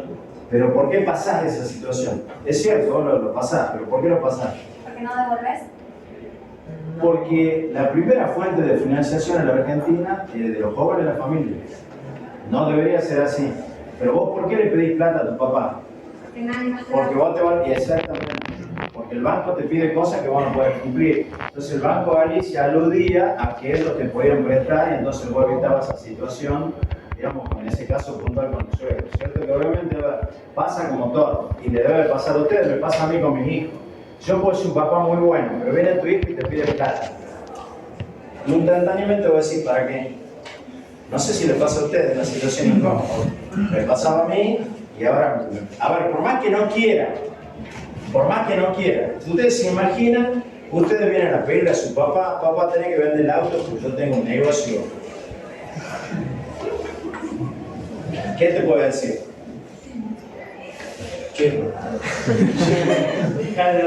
Y obviamente el problema es que a lo mejor es un muy buen negocio, tiene una muy buena idea, pero no encuentran las vías para financiar. Acá en la facultad algunas cosas hacen y probablemente, no sé si puede ayudar a todo el mundo, pero quizás a través del mismo proyecto, si el proyecto es bueno y ustedes lo preparan bien, bueno, y tiene una aplicación concreta, bueno, capaz que puedan encontrar alguna vía de financiamiento. Bueno, nos estamos viendo el lunes ya directamente. Fíjense, distinciones. Nosotros en la primera parte vamos a ver micro, ¿cierto? En la segunda parte vamos a ver macro. ¿Cuáles son? Fíjense, esta es la definición de microeconomía y estas son ejemplos de variables microeconómicas. ¿Qué es lo que ve? ¿Cierto? Es simplemente la distinción entre macro y micro, está visto en el nivel de detalle que yo quiero ver. Cuando yo analizo macroeconomía, y ahora vamos a ver básicamente cuáles son las variables macroeconómicas, nosotros vemos lo que se llama demanda y oferta agregadas y herramientas monetarias de un país. Pero en cambio, cuando yo veo microeconomía, veo mucho menor nivel de detalle. Fíjense, por ejemplo, todo va vinculado a lo que son las empresas y los individuos. En cambio, cuando veo macroeconomía, son todas esas variables agregadas. Cuando yo veo, por ejemplo, un problema de una empresa, veo la demanda y la función de producción de esa empresa. Pero cuando quiero saber qué pasa con una variable macroeconómica, tengo que ver la demanda agregada de todas las familias y de todas las empresas, y esa es la curva de demanda de un país. Entonces pasa básicamente, pasa básicamente por el nivel de detalle. Pero ahí ustedes tienen algún elemento como para poder determinar qué es micro y qué es macroeconomía. Fíjense, en macroeconomía, ¿qué vemos? Es básicamente el comportamiento de la economía en su conjunto. Y estos son los objetivos que tiene que tener todo el Estado. Además, a ver, hay bienes públicos que provee un Estado: salud, educación, defensa, justicia, seguridad. Esos son bienes públicos, ¿por qué? Porque no lo puede proveer ninguna empresa privada. A ver, con sus distinciones, en Estados Unidos, por ejemplo, hay muchas cárceles que son privadas, el Estado las contrata. Es más, hay algunas personas que en algún régimen determinado, cuando esa persona, por ejemplo, puede estar en un régimen de libertad vigilada muy atenuada, así como uno puede dejar una habitación para que un estudiante, qué sé yo, viva ahí, hay algunos que alojan reclusos en su propia casa y el Estado le paga por esa habitación. Y hay cárceles privadas. Acá en Argentina eso no se conoce, pero básicamente, al margen de que el Estado las tercerice, es una obligación del Estado proveer servicios penitenciarios, que es parte de la seguridad. Esos son bienes públicos, pero ¿qué hace un Estado? Que debe además propugnar producción. ¿Cómo lo hace? A través de estos instrumentos, el gasto público. Yo puedo aumentar o disminuir la inversión pública, puedo aumentar o disminuir la inversión en carreteras, puentes, vías navegables, aeropuertos, ¿cierto? Y con esto, ¿qué hago? Con esto, básicamente, incentivo, es algo muy importante para nosotros que somos ingenieros, que haya inversión pública en infraestructura, porque eso genera efecto beneficioso. A ver, si ustedes quieren para obtener empleo, pero por otra parte, cuando hay muchas obras de ingeniería, la propia universidad puntualmente se beneficia. ¿Por qué? Porque el nivel académico de las universidades que enseñan ingeniería está muy vinculado a la actividad social y económica que genera la producción y el pleno empleo. Sobre todo en una universidad de ingeniería como es la nuestra, como es la UTN. Entonces, fíjense, de esta forma, aumentando o disminuyendo el gasto público, yo puedo incentivar la producción. Si hago mucha obra pública, bueno, se produce acero, cemento, una serie de cosas que dependen del aumento de la obra pública. Los impuestos, bueno, porque yo subiendo los impuestos pasa algo que se critica mucho y con razón. Nosotros tenemos un elevado nivel de impuestos y por lo tanto eso afecta la inversión. Lo mismo al revés, los subsidios. Si yo subsidio, y acá en este caso puntual no estamos hablando de los subsidios de carácter social, sino los subsidios de carácter productivo. Si yo quiero incentivar determinado tipo de producción, normalmente economías regionales, puedo generar determinado tipo de subsidios que, por ejemplo, le permitan, ejemplo, y nosotros los damos cuando vemos lo que es la intervención del Estado. por ejemplo, lo que es el Instituto de la Yerba Mate, que fija precios para los productores y para los industrializadores de yerba mate. Antes había un régimen similar para la caña, pero bueno, hace muchísimo tiempo que se sacó. La política monetaria, porque por ejemplo, a ver, ¿qué otra cosa está pasando estos días? ¿Qué está pasando estos días? ¿Cómo?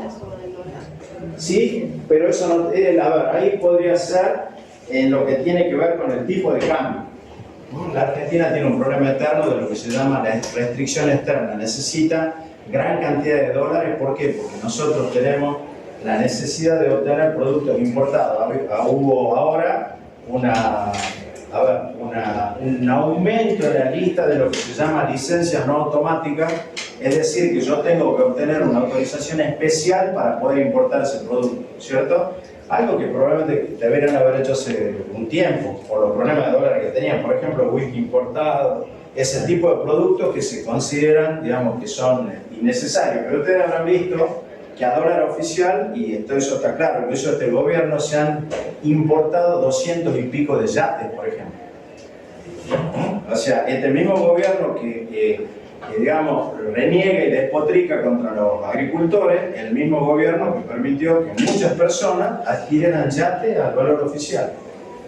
Y muchas veces, y eso son noticias públicas, ustedes las pueden ver tranquilamente en diarios de noticias, no estoy inventando nada. O sea, y además admitido, y creo que la propia vicepresidenta hizo alusión a eso, porque obviamente tienen esa información determinada, cuando hablaba de los funcionarios que no funcionan, entre otras cosas. Y sin que eso significa que yo adscriba a la vicepresidenta, sí digo que en ese punto tenía razón. Pero esto de política monetaria se refiere más que nada a la tasa de interés. ¿Cuánto está la tasa de interés activa hoy? Ustedes saben que hay dos tasas de interés, la pasiva y la activa. La pasiva es la que toman los bancos. Yo voy al banco y dejo plata. Esa es la tasa de interés pasiva. La activa es la que el banco me presta. ¿Cierto? Hoy la tasa de interés al cual le están adquiriendo, digamos, letras de tesorería y LELIQs al Banco Central están en el 90% anual. Entonces, ¿qué sucede con eso?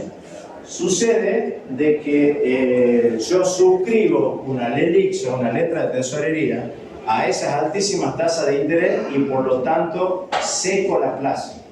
Ese dinero de los bancos, en vez de ir al mercado, se deposita a cambio de una letra de tesorería o una LELIQ. Entonces están secando la plaza para tratar de sacar toda esa emisión monetaria en exceso que hubo. Esa es otra cosa que también está haciendo este gobierno y por lo tanto, ¿qué va a hacer? Va a restringir la circulación de dinero, por lo tanto el costo del dinero se dispara. Ustedes, a lo mejor, ¿cómo lo ves rápidamente? Vos antes tenías un presupuesto y el tipo te lo podía mantener 30 días. Hoy con esa tasa de interés el tipo te va a decir 48 años. ¿Por qué? Porque le van cambiando permanentemente sus propias listas de precios. Y si ustedes trabajan en alguna empresa, en este momento debe haber una discusión interna entre el gerente financiero, el gerente de producción y el gerente de comercialización. Porque el gerente de producción quiere producir todo lo que pueda y para eso requiere una gran cantidad de insumos. Pero el gerente financiero te dice, ¿cómo me vas a hacer comprar esta cantidad de materia prima si yo con esa plata puedo obtener un rendimiento financiero mucho mayor que tu ganancia? Y el de comercialización te va a decir, no, tenemos que tratar de vender y el tipo te va a decir, no, con esta inflación te conviene estoquear. Entonces siempre están jugando a ver qué es lo que te conviene más en una empresa, más con si no hubiera estos niveles de inflación, yo te digo, no sé para qué quiero un gerente financiero, pero hoy más que nunca, porque el costo del dinero es una variable a tener muy en cuenta en cualquier negocio. Y la política monetaria tiene que ver con eso. Si yo elevo la tasa, seco la plaza. Si yo bajo la tasa, a mí no me conviene tener el dinero y por lo tanto me conviene prestarlo para alguna actividad de inversión. El empleo, ustedes lo saben, hay ahora una gran cantidad de programas para desempleados que no sabemos cómo resultarán, inclusive creo que le están dando la opción a aquellos que tienen un plan, que si encuentran una empresa, probablemente le estén pagando el plan más el salario que la empresa pueda pagar, durante un año y después van a decidir cómo sigue la historia. Obviamente creo que muy pocos se van a arriesgar, ¿no? La gente, si no hay un incentivo muy fuerte a que vos tengas un empleo y que eso sea un empleo durable, bueno, es muy difícil que deje el plan. El problema está no para los que ya tienen empleo, sino para los que tienen que ingresar. En otros países, ¿qué fue lo que se hizo? Se mantuvo una ley para los que ya tenían empleo para garantizar la estabilidad y hubo leyes de flexibilización para que pudieran entrar nuevas personas al mercado de trabajo. Porque si, y volvés a lo anterior, ¿cuál es la seguridad jurídica que vos tenés que esa ley va a perdurar en el tiempo? Bueno, entonces, todo el mundo espera, digamos, a ver, por eso hablamos siempre del tema de la confianza y la expectativa, que son básicas en economía. Precio e inflación, obviamente, política de seguimiento, control, tasa de interés, que son instrumentos que se hacen a través que desde la Secretaría de Comercio Interior, decretos, algunos, hay leyes antimonopólicas, hay un tribunal de defensa de la competencia, hay entes reguladores, una serie de instrumentos que tienen que ver con el tema del precio y la inflación. Y las exportaciones e importaciones, fíjense, algunas, como yo le acabo de decir, licencias automáticas, semiautomáticas y automáticas, tipo de cambio. El tipo de cambio influye mucho en el comercio exterior. Por ejemplo, el hecho de que, y además hay un gran problema, ustedes fíjense, si yo consigo dólares para la importación y ese dólar es un dólar a precio oficial, a mí me conviene elevar el precio de lo que importo. Total, cuando me lo dan, yo en vez de pagarle a la empresa que estoy importando, lo deposito en alguna caja de ahorro o en alguna cuenta en el exterior y traigo la cantidad que me comprometí. Eso se llama sobrefacturación de importación. Y cuando yo vendo, en vez de decir que vendo 10 toneladas, digo que vendo 5, de manera tal que cuando me la liquidan, me liquidan al precio del dólar oficial esas 5 y las otras 5, si las pude meter, bueno, yo las cobro al precio 100% FOB, es decir, el valor exterior. La diferencia que hay entre dos grandes cuestiones, tipo de cambio y además el tema de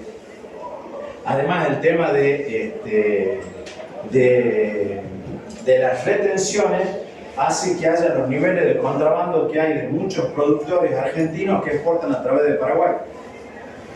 Eso es algo que está muy conocido. Los tipos hay barcazas que suben el río y en vez de exportar de la Argentina, exportan de Paraguay porque allá tienen cero retención y le pagan dólar billete.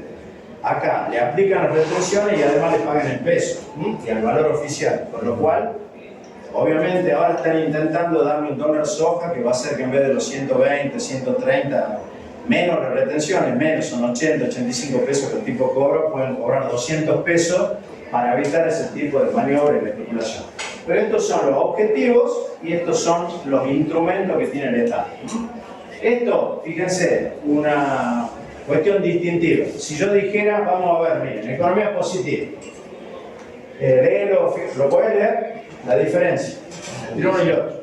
Economía positiva se ocupa simplemente de cómo funciona la economía. La economía normativa dice el estudio de lo que debería ser, efectúa juicios de valor en base a principios éticos y morales.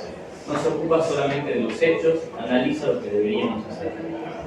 Por ejemplo, si yo tomara los subsidios, los planes sociales, ¿cuál podría? Es el mismo hecho, ¿cierto? ¿Qué diría la economía positiva y qué diría la economía normativa?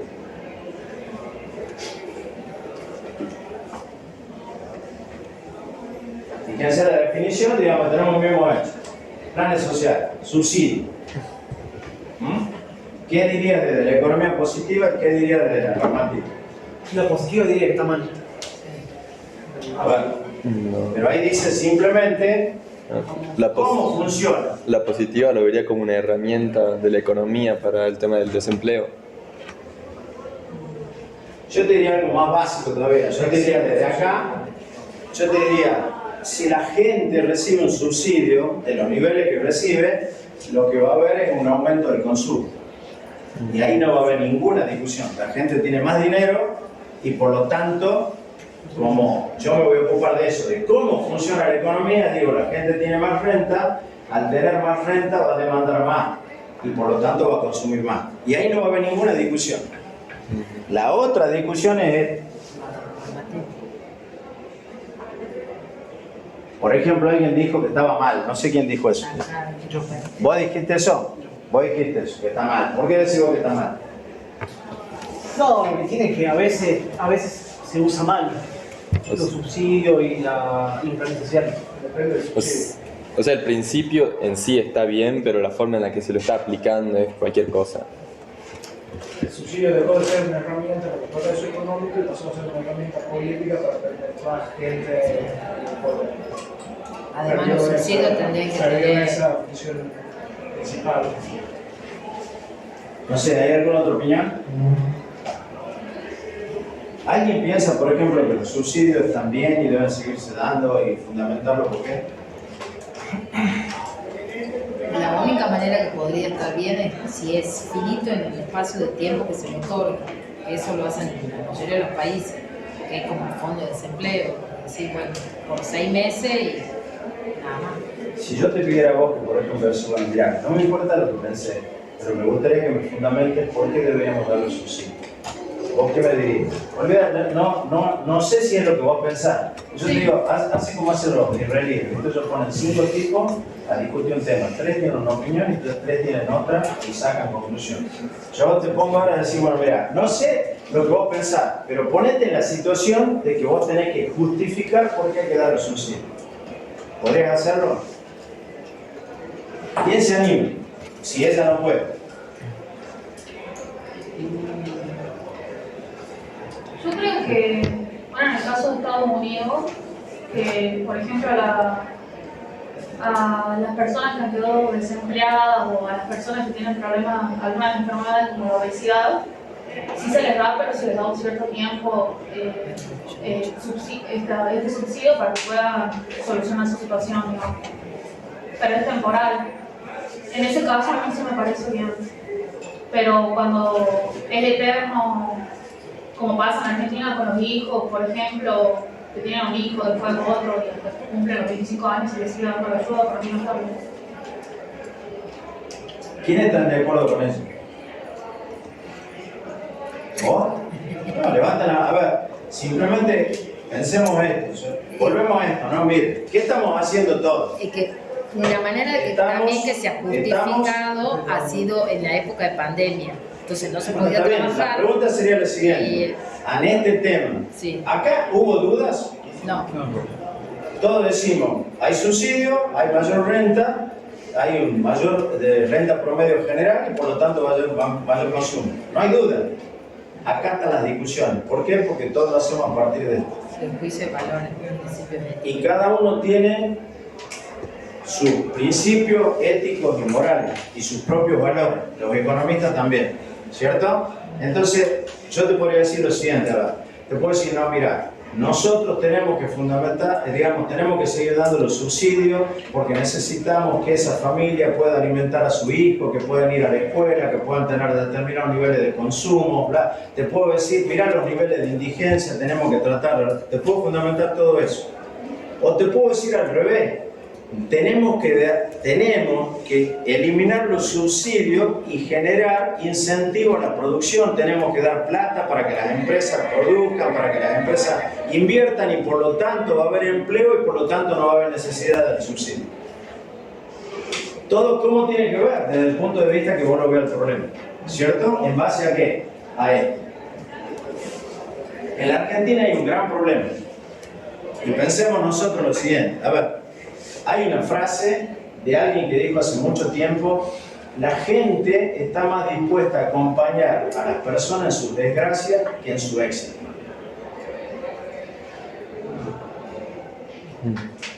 Yo digo, hago una pregunta, ¿los argentinos apreciamos el éxito ajeno?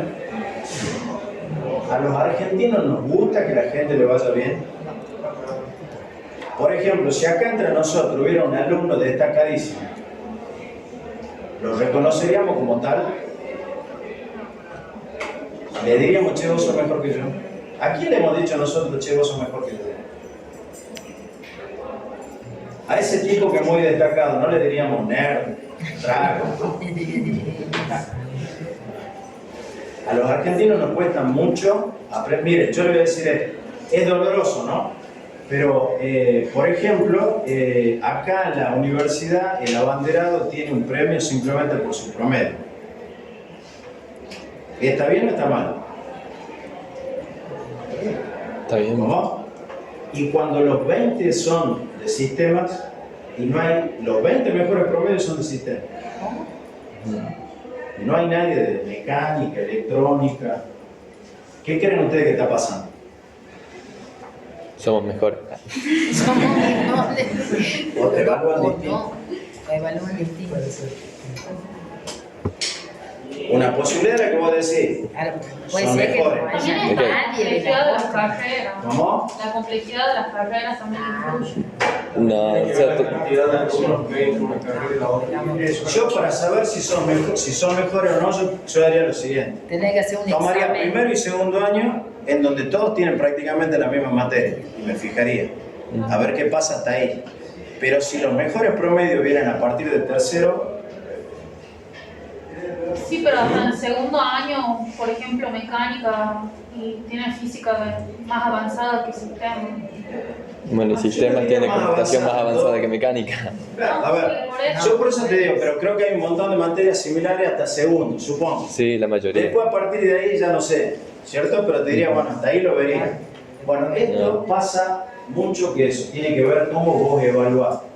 Y todas las formas que vos evaluás, mirá, aunque a ustedes les parezca difícil, una de las cosas más, a ver, les parezca difícil de entender, una de las cosas que más nos cuesta a los profesores es evaluar.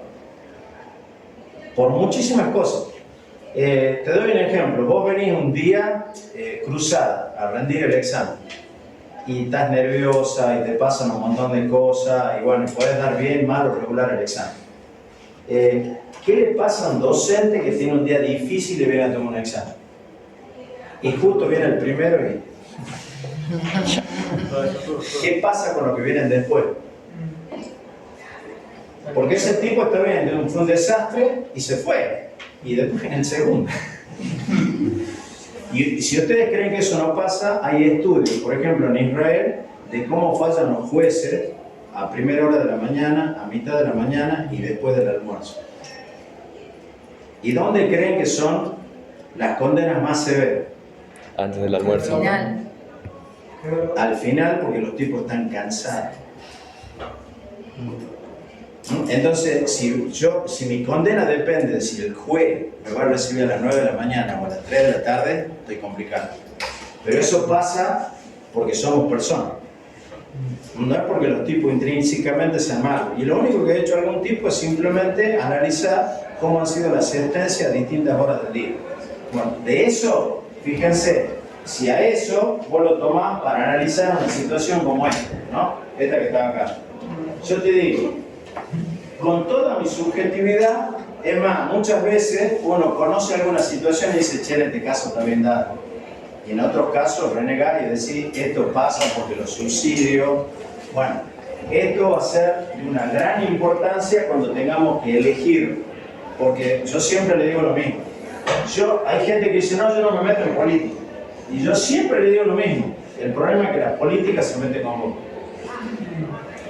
Va a decir, yo no me meto en política. Ah, sí, bueno, está bien. Y si vos crees que con eso resolviste todo, miren, yo tengo dos amigos. Uno que es de derecha fascista.